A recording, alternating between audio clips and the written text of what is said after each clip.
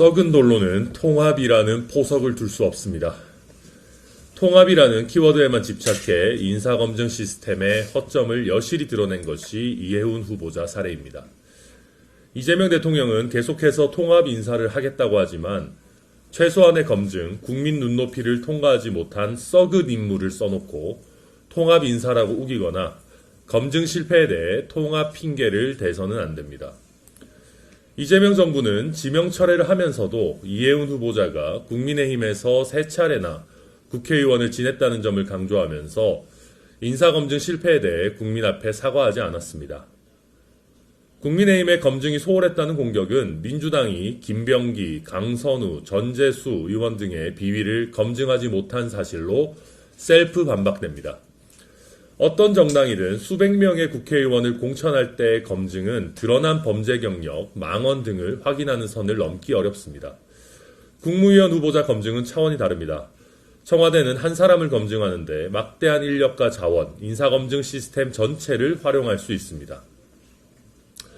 특히 위장전입, 위장미혼 수법을 활용한 원펜타스 부정청약은 주민등록 초본, 등기부 등본 등 인사검증 자료만으로 충분히 의심이 가능했습니다. 재산 규모가 막대한 후보자에 대해서는 재산 형성 과정을 검증하는 것이 인사검증의 기본 중의 기본입니다. 이재명 대통령은 인사검증 실패에 대해 국민 앞에 사과하십시오. 청와대는 인사검증 시스템이 부정청약 등을 놓친 것인지 아니면 이해훈 후보자의 비위를 알면서도 대통령의 정치적 목적을 위해 무리하게 임명을 강행했던 것인지 국민 앞에 명명백백하게 밝히십시오.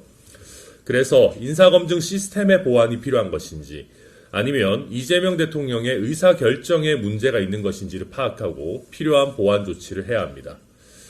다음으로 통합 인사라고 하려면 최소한의 일관성과 소신을 지킬 수 있어야 합니다.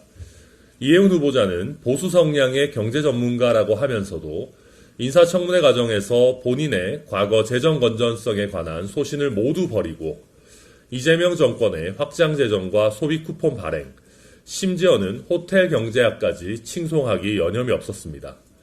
여당 의원들까지도 못 믿겠다며 과도한 태세 전환을 질타할 정도였습니다. 보수 진영 인사를 전향시켜서 이재명 대통령을 칭송하도록 하는 인사는 통합 인사가 아닙니다. 권력을 이용한 특정 정치인 전향 시도에 불과합니다. 통합이라고 하려면 본인의 기존 소신과 색깔을 지키면서 다양한 생각이 국정에 반영될 수 있도록 해야 합니다. 마지막으로 지명 철회로 모든 잘못을 덮고 가서는 안 됩니다. 특히 원펜타스 부정청약은 명백한 불법 행위이자 범죄입니다. 청문회 과정에서 국토부는 부정청약 조사에 소극적인 태도를 보였습니다. 지금이라도 원펜타스 부정청약을 철저하게 조사해서 불법이 있으면 처벌은 물론 당첨 취소와 주택 환수 등 엄중한 제재를 해야 합니다.